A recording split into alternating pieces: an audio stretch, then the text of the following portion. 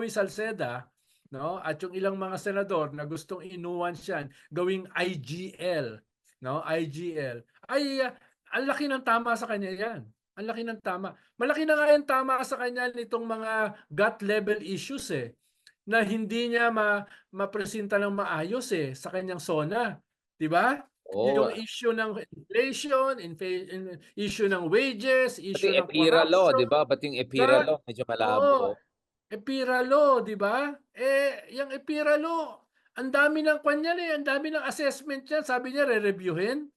Nasa baul lang yan kukunin mo lang sa baul yung mga assessment ng EPIRA, ang dami na niyan no? Ako nga hindi ako expert sa energy, kabisado ko na yung dapat baguhin sa EPIRA law no? Dun sa kwan, ang dapat sana niyang bagong sinabi, yung yung rice tarification law.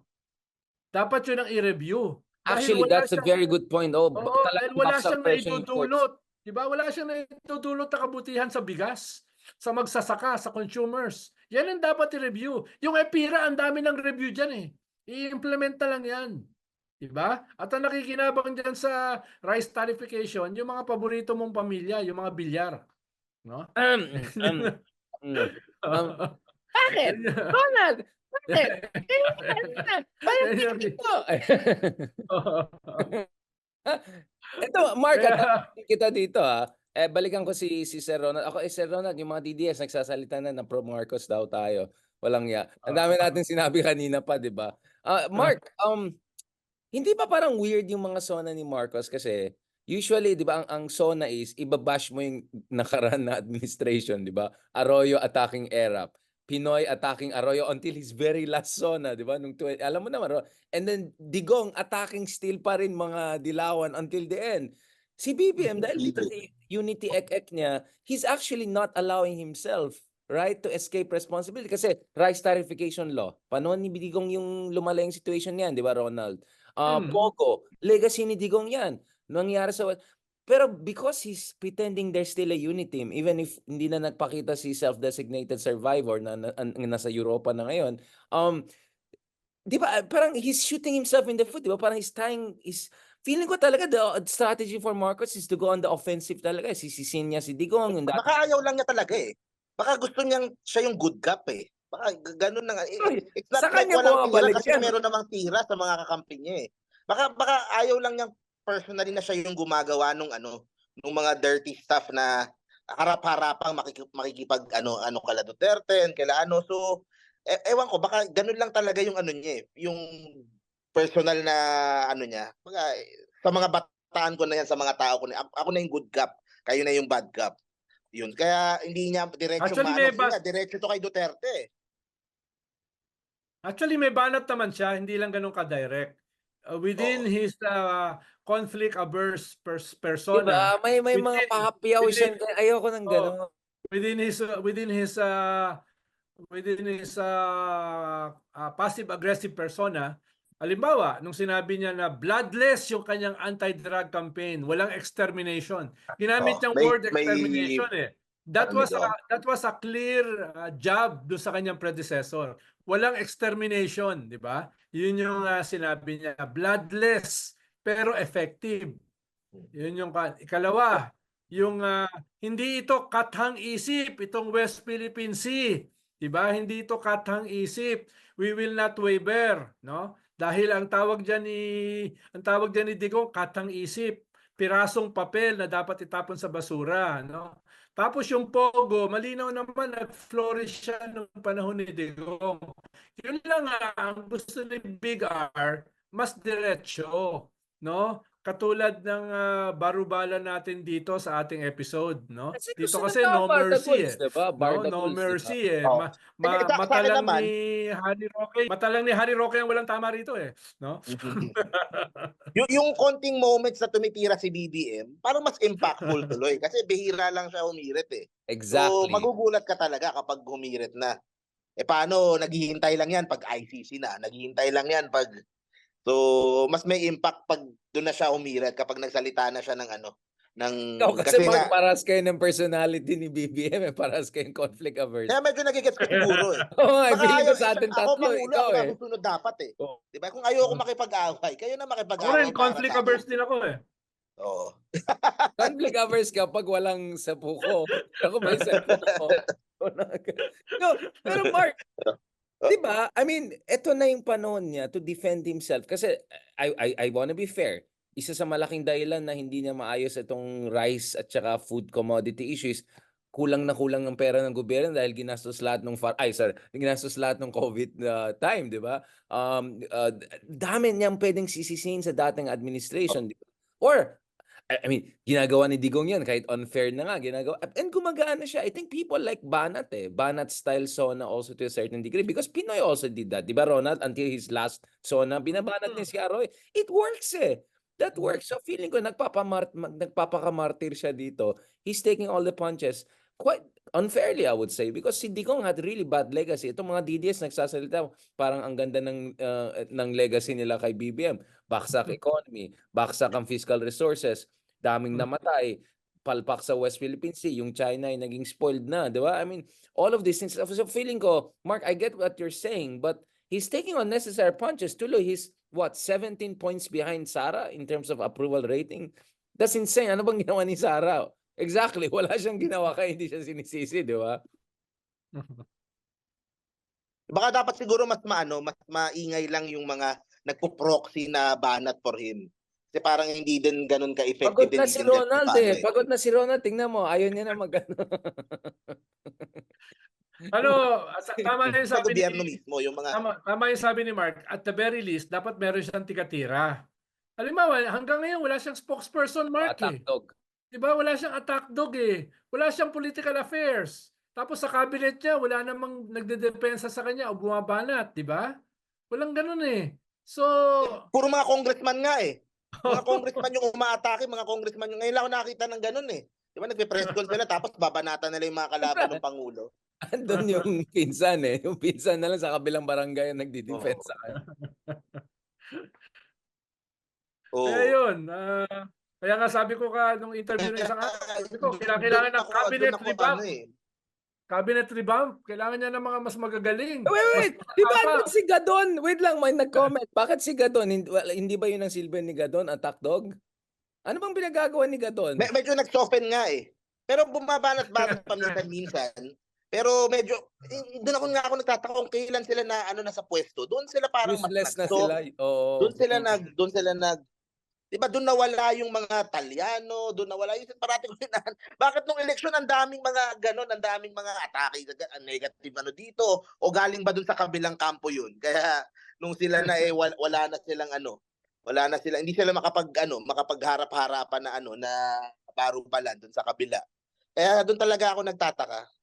Dito sa they won by poetry pero when it came to prose medyo sumablay-sablay na sila, di ba? Hanggang charot-charot lang sila ng election. Ngayon wala na silang masabi, di ba? Believe ka ba, Big R? John Stuart Mill, ang kanyang concluding remarks, di ba? John Stuart Mill. Kuha ka ba? Na-impress ka ba? Sorry naman, di ba? Medyo high level ang mga John Stuart Mill. Siyempre, BK educated to, Oxford man. Tapos napansin ko din parang wala si PBBM, wala siyang bini-build up ng mga bataan na sa kanya talaga. 'Di ba? Usually 'di ba si Digong nandiyan na si Bongo, si Bato, si mga anak niya. Sandro. Ano nga kay Sandro na wala? Sandro is doing mga work niya as congressman, pero sayang yung kunyari if I was advising them, sayang yung opportunity na for Sandro to be a proxy for his dad eh. Kasi may mga proyekto naman, may mga ginagastos naman, may budget eh.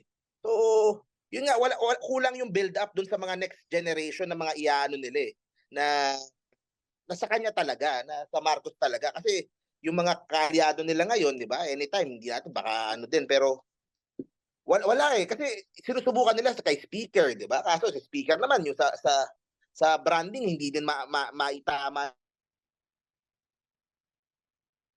ng tamang direksyon talaga. Ibaloy ka na naman, Mark. Ang daming nasasayang na opportunity for them. Yung kabila, ang galing sa branding. Ang naiwan doon, Mark, na tikatira, si Kwan na lang eh, si Tonying na lang eh. Mm. Wala na, wala na ako nakikita tikatira nun. Hindi mo si Kato niya, hindi mo din maintindihan minsan kung nakanino, minsan kasama ni ganun, minsan kasama din ni ganito. 'Di ba nawala yung si Si Thinking First Pinoy Lady lang bumalik yata sa umatak eh. SONA. Pero ang soft ni Thinking Pinoy, hindi na kasing suplada, kasing Nakita niyo siya sa PTV, sa SONA, si lumampas Nieto. silang lahat eh. Diba? Lampas-labutan. Pati si pati si Daryl Yap puro na banat kay Kwan kay BBM lantaran na Ayun So ang tanong is parang overall, ito yung direction Ano ba ang next na direction talaga nung sa PBBM na Kasi kung wala, 'di ba? Kumbaga sila Sara naka-ano sila Kumbaga naka-laser focus sila Ito gagawin natin, i-destabilize natin, lalabas natin yung ganitong video, lalabas natin yung ganyang Si Sara bi-build up natin, si Baste bi-build up natin, si ganito, si Robin Padilla bi-build up natin, si Philip Salvador gagawin nating senador. May direction yun ang parang hindi ko makita ng diretso kay PBBM. Yung sa Tingog, yung si speaker, ang daming natutulungan, ang daming budget na nilalabas, ang daming pero hindi siya nagre-reflect pa sa pagdating sa public at sa mga surveys at sa mga sa mga you're right. Pulse Asia, SWS. Ayun nga Si First Lady lang yata lumalaban doon sa camp na yan. On that note, lalo na ngayon, Mark, nakikita mo yung weakness ng mga Duterte. Biro mo yung rally nila sa Echas Shrine at saka sa Liwasang Bonifacio, wala pang 200 nilangaw yung may sug rally. Tapos itong kanilang video fell flat. Itong kanilang urban legend na last year pa hinihintay na pulburon video, yun lang pala yun. Ganun lang pala yun, di ba? Cheap fake na naman. Cheap fake. Kulang sa budget Di ba yung buti nga sablay yung kanilang kalaban Pero pag nag-ayos na yung kalaban nila, tapos ganyan yung attitude ng Malacanang, baka kung saan sila pulutin yan. Pero Ronald, I think Ronald, you're not being Machiavellian enough. What if sila rin nag-release yan para ma-dent na yung effect nun? Di ba? Unahin mo yung kalaban mo, mag-release ka ng sublime version, di ba? I mean, you never know. Hindi, naglabas sila ng sarili nila. Nakita mo ba yun? Ginamit nila yung pulburon video, tapos tinransform nila na ginawa nilang mukha ni Digong. Nakita mo yon? Ginamit nila yung kanila. Just to show na madali lang yan. No, na it can be done. Hindi nga deep fake, cheap fake ito rin chipang fake. Well, pero katulad din sinabi ko nung previous, yung mga deep fake and yung mga na yan, kasi nakita ko yung video na kumalat 10 million views. Ang dami. Sa 10 million na yun, merong porsyento na maniniwala Yun ang inaasahan ng mga meaning damage daw. Kampo damage. May damage pa din So masyadong soft lang yung response. Yun lang yung yun lang yung Si Mark ngayon ikaw nagsabi masyadong soft ng response. Kanina ko pa sinasabi na bakit hindi more aggressive. Tapos ngayon si Mark, diba? So I think in the end you all agreed with me. So thank you very much. On that note, I think now pwede natin pag-usapan ang pinakamagaling na vice-presidente. Si Angat Buhay ba or si Ayan, pag-usapan natin guys. On that note, thank you very much. And looking forward to our next episode. Yun, hello everyone. Kamusta naman kayo dyan? I hope you're keeping dry, keeping safe, at saka yung mga kababayan natin na naapektuhan sa itong huling parang Undoy 2.0 ang nangyari. I hope folks will recover, and of course nakikiramay din tayo dun sa mga naapektuhan in the worst way possible. Andito na yung paborito niyang Tres Marios. Marios pala, hindi na Marias. Tres Marios, nakasama si future ex-senator Edu Manzanas. Kamusta kayo, Shogun? Thank you for joining us. And of course, Attorney Mark Gamboa / future coach ng Philippine Ascals. Hello. Mamahalin yung shirt na yan. 4,500 yan. Okay guys, bago natin pag-usapan yung MIA, Missing in Action, yung mga ka-Swifty natin dyan. Hindi naman tayo confirmed na Swifty talagang usapan dito. Bago natin pag-usapan si Lenny na parating binabash, pero ang nangyari data ngayon is Angat Buhay versus Sarap Buhay. At bago natin pag-usapan yung latest LGU stuff, dito muna tayo kay Marcos kasi lalo si Edu Manzanas. kinikriticize na tayo na masyado daw tayo mabait kay Marcos. So bago natin pag-usapan yung Pogo ban, eto muna, pag-usapan natin yung SONA niya. Kasi isa sa issue na ni-raise ni President Marcos Jr. sa SONA was, ano daw, 55,000 flood control. Hindi, 5,500. 5,500, sorry. But still, Oo. that's still a lot. Oh, sorry. 5,500 Ay, flood magagalit yung mga control. loyalists Tapos natin. na. Oo, tapos na daw. Talagang, eto Tapos na. na. Tapos, wala pang 2 days. At more to Oo. come. So ano nangyari More dyan? to come. Kaya 5,500. nakita mo, puro pork barrel yun eh. Yun yung bagong pork barrel, yung mga flood control, di ba Mark? Yan yung mga bagong kaya nga galit na galit yung mga tao ngayon dahil napakaraming unprogrammed funds. No, umabot ng almost 800 billion yung unprogrammed. Nakita mo ba 'yon, Richard? Di ba? Mukhang Nag-increase by may almost negosyo. Mukhang may negosyo. Oo, nag-increase by almost 500 billion yung unprogrammed. Binawas dun sa mga departments at saka GOCC. Hindi pa nakontento sa mga departments, binawasan pa yung mga GOCC including PhilHealth. 'Di ba? Yung PhilHealth yan, 90 billion ilalagay dun sa unprogrammed. No? At yung unprogrammed, yan yung gagamitin sa eleksyon ng mga politiko. No, very clear. Parang naglolokohan eh, di ba? Naglolokohan eh. Baka Tapos ibang flood ang kinokontrol nila dyan. Tapos ngayon hahanapin yung flood control. Siyempre pangkampanya 'yon. Malinaw naman kung para saan 'yon eh, di ba? So kaya pababahain ng pera sa mga botante. Doon babaha. Flooding ng pera pala pa yan. Oo. Money flood pala siya, pera flooding. Kaya Big R, dapat i-deconstruct mo yung unprogrammed fund na yan. Hindi nauunawaan ng tao ano ibig sabihin ng unprogrammed fund.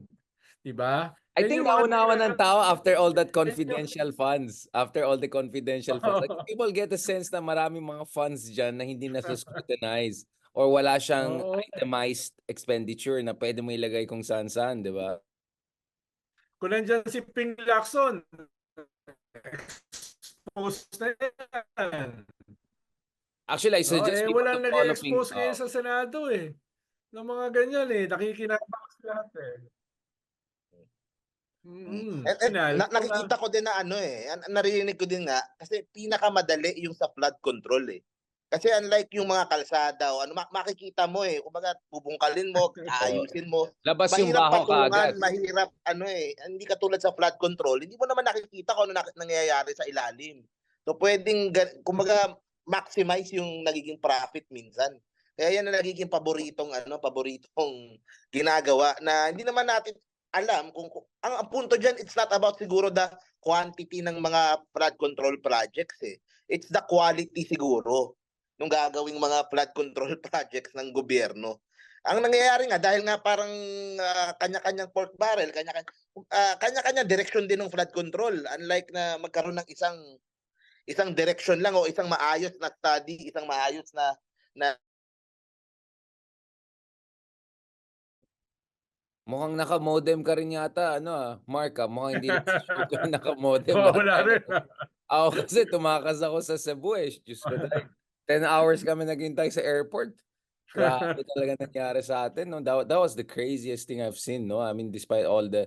Yeah, Sir Ronald, ito mukhang may nagalit yata kay Mark. Eh. Mukhang may natamaan. Nakibuloy. Well, kanina nagsalita ako dun sa Alyansa Tigil Mina. Alam mo ba yon?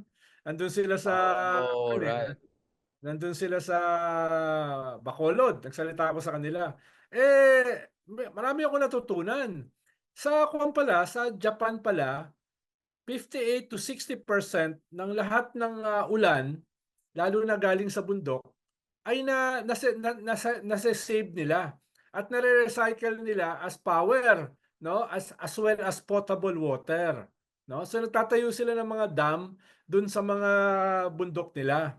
Tayo pala 1% lang ang natitipid natin na tubig ulan. So nagkokos siya ng baha, at the same time